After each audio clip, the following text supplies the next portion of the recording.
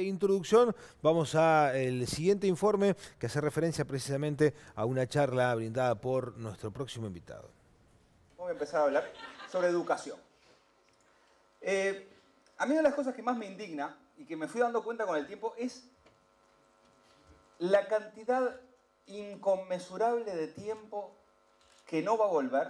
A mi lecho de muerte voy a decir la pucha. Las horas que perdí muerto del embole sentado escuchando maestros, profesores, académicos, catedráticos. Embole. Entonces tenemos que entender que necesitamos un sistema educativo que cambie la cabeza de la información hacia la experiencia. De una sociedad de la información a una sociedad de la experiencia. Una sociedad de la experiencia donde no tenemos miedo a probar cosas nuevas, donde no tenemos miedo a equivocarnos, ¿ah? Y entender, ¿ah?, que estar sentado escuchando cosas como esta o como otras, ¿ah?, no es siempre la manera óptima de aprender, sino hacer, experimentar, jugar, tomar riesgos y equivocarse. Muy bien, Bueno, Gonzalo. ahí está la Bienvenido. imagen. Muchas gracias.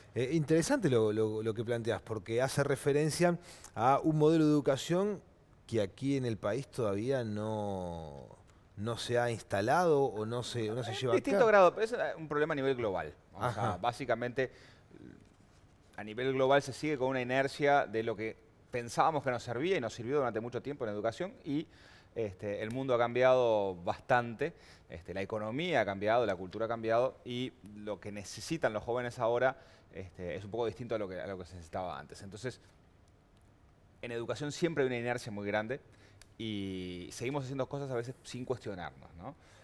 Hay varios ejemplos de eso, ¿no? Uno de mis ejemplos preferidos es el tema de los deberes, por ejemplo, ¿no?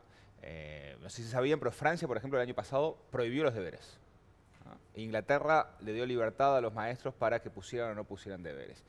Y esto es muy interesante porque durante todo el siglo XX ha habido estudios científicos. ¿Saben cuántos estudios científicos muestran una correlación directa entre deberes y mejor performance escolar o...? No se me puede ocurrir. Ninguno. Ninguno. ¿Ah? No hay prueba científica de que los deberes sirvan para aprender más. Pero sí hay prueba del estrés que causan y del estrés a nivel familiar que causan.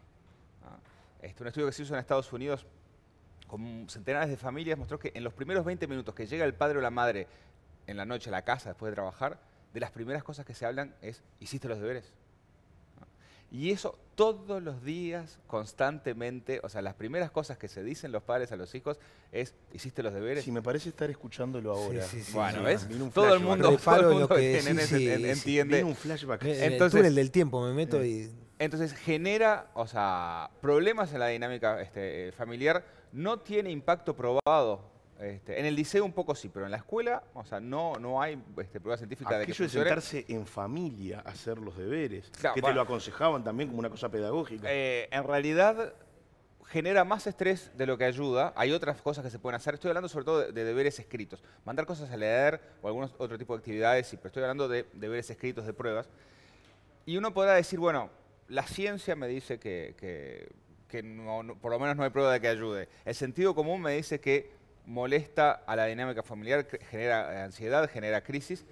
Pero incluso si con ninguno de esos dos argumentos nos convencemos de que los deberes, el tiempo de los deberes había que aprovecharlo mejor, hay un tercer argumento fundamental, bien del siglo XXI, es los chiquilines y las chiquilinas se organizan, crean un grupo secreto de Facebook, uno hace los deberes, se lo pasa a todos los demás y todos los copian. Sí. ¿Ah? Eso pasa en Uruguay, hoy no porque estamos de vacaciones, pero el año pasado, va a pasar el año que viene y va a seguir pasando.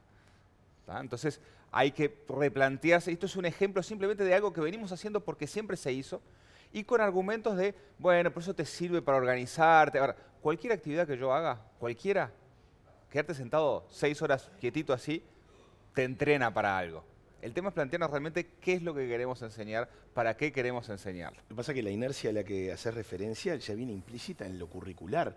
O sea, tenemos como un calendario históricamente súper definido de cuándo algo arranca, cuándo tiene sus vacaciones y hasta incluso qué vas a dar y dónde se te va a exigir más. Claro. Que por lo general también hay una gran carga de exigencia, ya no yendo quizás a primaria, pero sí en secundaria, siempre que se arma un cuello de botella bien sobre fin de año y después queda como un vacío de meses hasta que algo arranque nuevamente. Sí, tenemos una obsesión de contenidos, de tratar de meter un montón de datos adentro de la cabeza de de los chiquilines, que no quiere decir que los datos no sirvan, pero hay que plantearse también, o sea, hay un investigador de la Universidad de Harvard que se llama Tony Wagner, que él tiene es una lista de 7 cosas que él cree que son lo que realmente necesita un joven del siglo XXI. Será cuestionable, será discutible, pero es una buena lista. Y una de las cosas que dice, bueno, trabajar en equipo, por ejemplo. O sea, trabajar en equipo es una cosa que se necesita, que los jóvenes deberían salir del sistema educativo sabiendo hacer. Y otra es poder investigar, poder aprender por sí mismo. Ahora que tenemos las cebalitas, tenemos internet, los celulares, o sea, si uno no aprende a aprender por sí mismo, después cuando termine la educación no se puede seguir actualizando, no puede seguir... Ahora, si miramos un salón de clase, y esto no es solo una crítica a Uruguay, pasa en Europa, pasa en Estados Unidos, pasa en Japón, pero miramos un salón de clase tipo, y ya vemos, por ejemplo, todos los bancos separados uno del otro. Eso ya por diseño, antes de que entre ningún maestro, ningún alumno, ya está diseñado para sabotear el trabajo en equipo. Yo estoy solo, no estoy junto a otra persona interactuando. Y después, el tema de la investigación, el tema de pedir ayuda a quien sabe más, el tema de preguntar, el tema de colaborar en el sistema educativo tradicional, eso equivale a copiar, a hacer trampa y inmediatamente se castiga. Entonces tenemos que replantearnos realmente hasta dónde es importante que yo memorice o que yo tenga internalizado un montón de datos en mi cabeza y los pueda repetir como un lorito, o que pueda tener esos datos y con ellos construir cosas.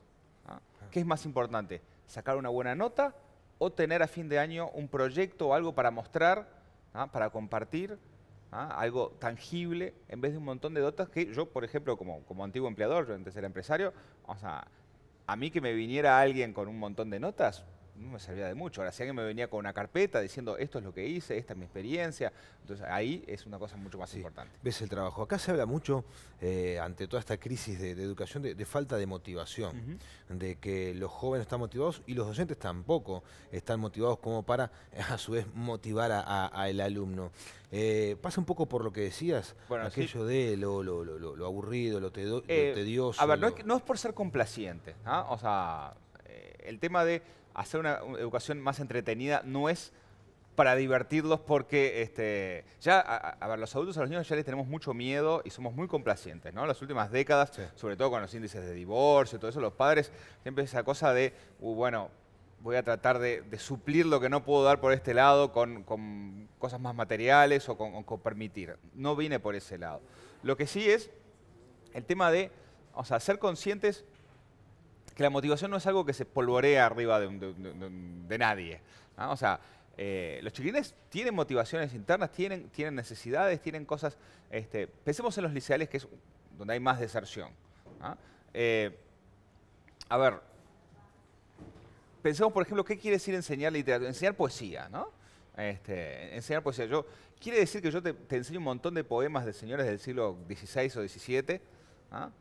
Que eran señores que estaban tratando de enamorar a una señora y la escribían lindo, o quiere decir, vamos a hacer un taller y miren, por ejemplo, ustedes que se pasan chateando, y una cosa que tienen los adolescentes, las hormonas, enamorarse y bueno, vamos a enseñarles a hablar lindo, a piropear, a tener en cuenta al otro, a usar el lenguaje para construir cosas hermosas y a partir de ahí, que te engancho, bueno, mira, esto se hizo en otros siglos antes, pero no ponen la carreta entre los bueyes. Y eso es un ejemplo simple. Hay otro ejemplo, por ejemplo, en Canadá, de docentes que decían, estos chiquilines no saben resumir. Como si los chiquilines hubieran nacido toda esta generación con la cabeza atrofiada, ¿no? Esas cosas no pasan.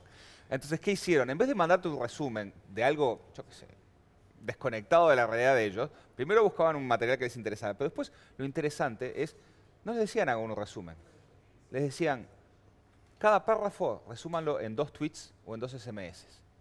Y los pibes lo hacían enseguida. ¿Por qué? Porque esa habilidad de abstraer la tienen en la vida cotidiana. No es que los adultos no la vemos porque no estamos en contacto con ellos, pero, a ver, hay adolescentes que se mandan 6 WhatsApp o SMS y ahí organizan 3 partidos de fútbol, se pelean 6 veces con la novia. Un poder de síntesis increíble. Increíble, ¿no? Entonces, una de las cosas que nos falta es justamente compartir esas experiencias, compartir esas técnicas y entender que esto es un tema de diálogo, que no es un tema de yo soy el profesor que está acá y el alumno está acá. Una de las cosas que nos ha enseñado el Plan Ceibal es que los chiquilines y las chiquilinas hoy saben más que el docente y el docente tiene que asumirlo, aprenderlo. Ahora, el gran problema que tenemos también es un problema de formación docente. Entonces, hay que darle más herramientas, más apoyo a los docentes para que lograr, O sea, se puede, ¿no? O sea, digo, yo creo que soy muy optimista, creo que se puede mejorar enormemente. Una de las buenas cosas que tienen las redes sociales es que, por ejemplo, permite encontrar diferentes voces con bueno, teorías y demás respecto a diferentes temas. Acá tuvimos a Hanna Rodríguez Hertz, por ejemplo, bueno, hoy te tenemos a ti. Y yo te leo seguido en Twitter y haces un énfasis muy grande en lo que tiene que ver con lo lúdico en función de la enseñanza. Vos sos docente también en lo que hace a desarrollo y diseño de videojuegos. ¿Por qué muchas veces se pone como la barrera entre el jugar y el aprender? Bueno, hay varios prejuicios, pero el tema es, a ver, uno de los desafíos más grandes que tenemos en este siglo es que la generación actual de chiquilines que están en la escuela y en el liceo no sabemos de qué van a trabajar. Yo, por ejemplo, los trabajos que hago cuando nací no existían. Y muchos de los trabajos que la gente hace hoy ya no existían antes. Entonces, ¿cómo los preparamos para un mundo que no sabemos cómo va a ser? Porque si miramos los últimos 2000 años, está bien, el siglo XX fue bastante ajetreado, pero en general, por ejemplo, cuando Varela hizo su reforma, el 90% de los alumnos, a ver, las mujeres iban a ser amas de casa y los hombres iban o a trabajar en el campo o a trabajar de oficinistas. Muy poquitos iban a ser doctores, pero en los hechos ya se sabía de qué iba a trabajar cada uno. Entonces, ¿cómo hacemos para preparar a jóvenes para un mundo que no sabemos cómo es? Bueno, ese problema que parece difícil ya está resuelto y lo resolvió la evolución y la naturaleza. ¿Cómo hizo la naturaleza para preparar a los humanos para adaptarse a climas distintos, a geografías distintas? ¿Cómo hizo? Lo que hizo fue conectar en el cerebro la zona de placer y la zona de aprendizaje. Nos da placer aprender. Y los niños pequeños, o sea, aprenden jugando, y cuando digo jugando no solamente quiere decir divirtiéndose, porque el juego es muy frustrante, o sea, quiere decir haciendo, tomando errores, tomando riesgos, testeando límites. Entonces, esa es la manera de poder adaptarse, aprender jugando. Y nuevamente, no es un tema de complacencia, es un tema neurológico, es un tema de cómo funcionamos los humanos. Y por varios temas, algunos sociales, otros políticos, se va desconectando. O sea, hay una visión muy de castigar y muy de reglamentar la conducta de los alumnos, y hasta el jardín de infantes se juega generalmente para aprender y después la escuela cada vez más va atrofiando eso. Hay que rescatarlo, pero no hay que rescatarlo porque sea lindo, porque sea simpático, hay que rescatarlo por una estrategia de supervivencia para poder competir en una cancha global, que es lo que ya está pasando y lo que va a seguir pasando cada vez más. O sea, si no optimizamos y mejoramos los recursos de educación, Uruguay va a ir marcha atrás y no queremos que eso pase. ¿Y qué ves para el Uruguay en el futuro? Bueno, ¿qué análisis haces? Más allá de lo que decís deberíamos hacer. Ajá. No, yo soy optimista, o sea, creo que realmente se puede mejorar y hay varias cosas que van en esa dirección. Yo, por ejemplo, creo que el Plan Ceibal es un muy buen aporte. El hecho de que se esté hablando y que que es un año electoral, se esté hablando más de educación, es importantísimo también. Ahora, creo que tenemos que asumir, igual que un país que tiene que hacer dieta, es decir, bueno, tenemos un problema grave, tenemos que lidiar con él y vamos a tener que tomar decisiones que van a dejar a gente satisfecha y hacer sacrificios. Es así de fácil. Así de fácil, así de difícil. El tema es hacernos responsables y no solamente votar a tal candidato, ¿no? Sino también como padres, sino también como ciudadanos, tomar el toro por las astas y decir, tenemos ciertos problemas graves y complejos y realmente si no los solucionamos, si no empezamos con fuerza a solucionarlos, cada vez va a ir peor el país a nivel económico, a nivel de seguridad, a nivel de coexistencia. Yo sé que viajás por el mundo asistiendo a diferentes charlas, congresos y demás. Ahora, aquí en Uruguay, digamos, ¿tenés relación directa? ¿Has sido consultado o has tenido la posibilidad de intercambiar con los organismos en primaria y en secundaria? Sí, he estado tratando de hablar un poco con todo el mundo. O sea, he hablado con políticos, he hablado con jerarcas, he hablado con padres, hablo mucho con estudiantes también. No solo acá, en Argentina también y en la región estoy viajando bastante últimamente. Sí, y ves patrones, o sea, todo el mundo sabe que tenemos que cambiar. El gran problema, uno de los grandes problemas es que la docencia es un trabajo muy solitario. El docente está solo y es muy difícil para el docente compartir experiencias buenas y malas, decir esto funcionó, esto no me funcionó, porque se siente solo en el sistema y se siente solo, o sea, muchos docentes tienen pluriempleo, sobre todo en secundaria, se van de un liceo, se van para el otro. Entonces, una de las cosas que tenemos que tratar de entender también es de darles espacio, porque al docente le da palo todo el mundo, ¿no? O sea, al docente muchas veces no está bien pago, muchas veces no está bien formado por más que tenga buenas intenciones. Los padres son muy exigentes a veces y culpan a veces al docente de cosas que los padres no están haciendo. Los alumnos también, a veces incluso los docentes tienen que lidiar con violencia. Entonces, creo que es importante darle más espacio a los docentes, repensar el plan, realmente los necesitamos, ¿no? Y esto no es una guerra de intereses, esto no es una... O sea, por más que puede transformarse, y ya se ha transformado a veces en eso. O sea, realmente entre todos tenemos que encontrar soluciones, porque si no, estamos fritos. Y la estrategia para que el alumno incorpore de forma adecuada el conocimiento, porque no es enseñar a memorizar, que puede ser una herramienta, sino tal vez enseñar a razonar, a aprender razonando, a decodificar los mensajes. ¿Se está aplicando bien aquí en nuestro país? No, yo creo que no, que queda mucho por hacer. O sea, no quiere decir que no haya gente que lo esté haciendo. Una parte de la desconexión también es que a veces que hay docentes que están probando cosas, no nos enteramos. A veces los propios sindicatos no saben a veces qué es lo que están haciendo docentes y se enteran. Hace 3 años que estamos haciendo esto, está buenísimo. O sea, falta ese espacio de colaboración. Creo que es importante, nuevamente, replantearnos qué es lo que queremos enseñar, ¿ah? O sea, si es ser culto quiere decir saber un montón de respuestas a un montón de preguntas o quiere decir tener un montón de habilidades, ¿ah? Y cómo las testeamos y cómo las compartimos, ¿ah? O sea, creo que es importantísimo, por ejemplo, más allá del trabajo en equipo, más allá de la colaboración y de poder investigar, también poder comunicar los logros de cada uno, ¿no? O sea, hay escuelas, por ejemplo, en Europa, también en Estados Unidos, donde se hace mucho énfasis también en trabajos, en proyectos, ¿ah? Relativos al área, yo que sé, al barrio, o lo que sea, pero también donde exponer los trabajos, comunicar, presentar, ¿ah? Hay mucha gente capaz que está formada muy académicamente y después a la hora de compartir, ya sea en público, en redes sociales, o sea, en un montón de herramientas que tenemos, no tiene las herramientas y la formación.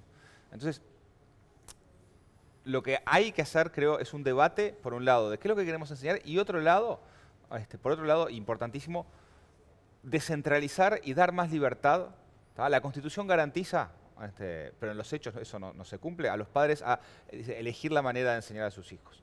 Ahora tenemos una educación que está recontra centralizada en Montevideo y recontra centralizada en poca gente que toma decisiones. Yo creo que hay que dar más libertad, ¿no? A los padres con información también, pero para que tomen las decisiones que quieran de cómo educar a sus hijos, ampliar el panorama de opciones y después un tema burocrático que se rompe en vidrio en un liceo en Artigas y tiene que pasar por Montevideo, ¿no? O sea, y eso lo venimos diciendo, digo, no yo, un montón de gente desde hace tiempo y siempre se patea para adelante, ese tipo de cosas estructurales no, o sea, si no cambiamos ese tipo de cosas no se va a poder empezar a cambiar también a nivel de cabeza, ¿no? Gonzalo, y hablando del estrés que se genera en algunos puntos del calendario y de la currícula, ¿qué pasa con el verano? ¿Con el verano? Bueno, es importantísimo, ¿ah? A ver, si uno mira la agenda de un niño o una niña uruguaya, ha habido una inflación, ¿no? O sea, se ha argentinizado en cierta medida. O sea, si miramos las horas que dedicaba al estudio, a ver, por varias razones se han ido agregando cursos extracurriculares, deberes, actividades, y realmente muchos niños están estresados con una cantidad de trabajo gigantesco, ¿ah? Parte de la manera que tiene el cerebro para aprender, nuevamente, es a través del juego, a través del aburrimiento, a través de poder ir construyendo cosas cuando estoy solo o con amigos en un espacio que me desafía. Entonces, las vacaciones son fundamentales. Por favor, no pensar las vacaciones vamos a ponerlo a estudiar o vamos a ponerlo... Ahora, si hay chiquilines que sí están con complicaciones, tratar primero de pensar y entender por qué, ¿ah? Una de las cosas también terribles que tiene este sistema educativo tradicional es que a tal edad, tal cosa, a tal edad, tal cosa. Y hay chiquilines, o sea, el desarrollo neurológico de los niños, de los adolescentes, tiene distintas fechas, distintas etapas y muchas veces se está tratando de forzar un desarrollo que todavía no sucedió, que es completamente natural.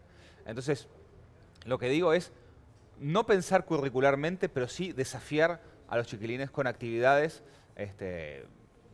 lúdicas. Y mira, si hay que elegir una actividad para hacer en familia, una sola, que la ciencia muestra que sí repercute positivamente en el desempeño escolar, es que los padres les lean a sus hijos.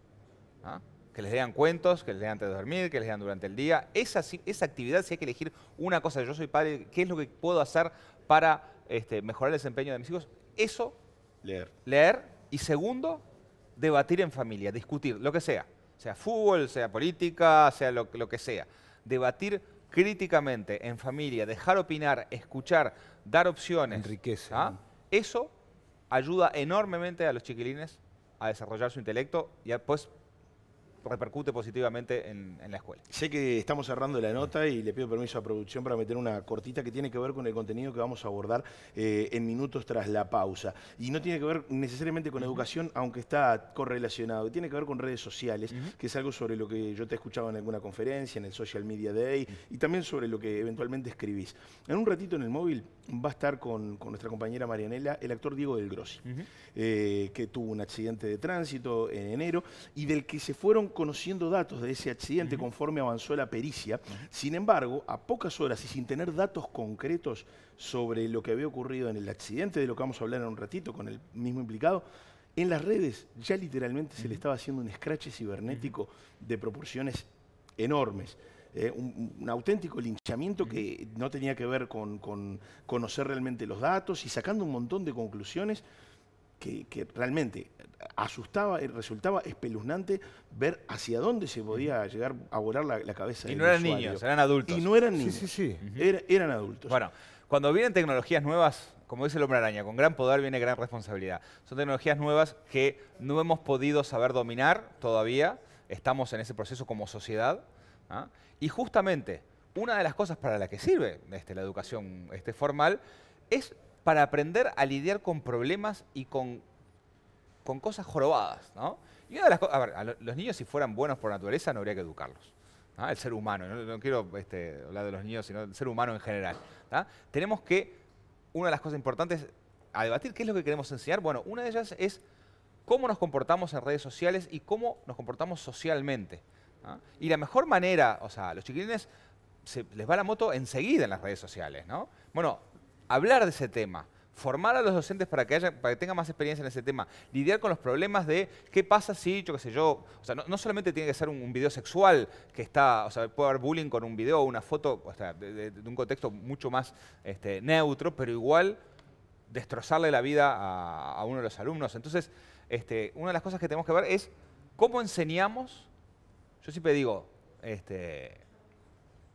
si uno tiene problemas de violencia, enseñemos boxeo, enseñemos artes marciales. Bueno, enseñemos a pelearnos en las redes, pero pelearnos bien, a entender el poder, el daño que puede hacer, el beneficio que puede hacer y hasta dónde se nos puede dar también vuelta a la cosa, nos puede pasar a nosotros, ponernos en el lugar, empatizar. Eso básicamente igual es en realidad coincido con la educación porque las redes sociales lo que hace es masificar, multiplicar, hacer mucho más prolongado el mensaje, pero en realidad eso es parte de la idiosincrasia del ser humano. El chisme de barrio, el tuya y mía, el llevo y traigo, existió siempre. Gonzalo, muchísimas gracias. Gonzalo.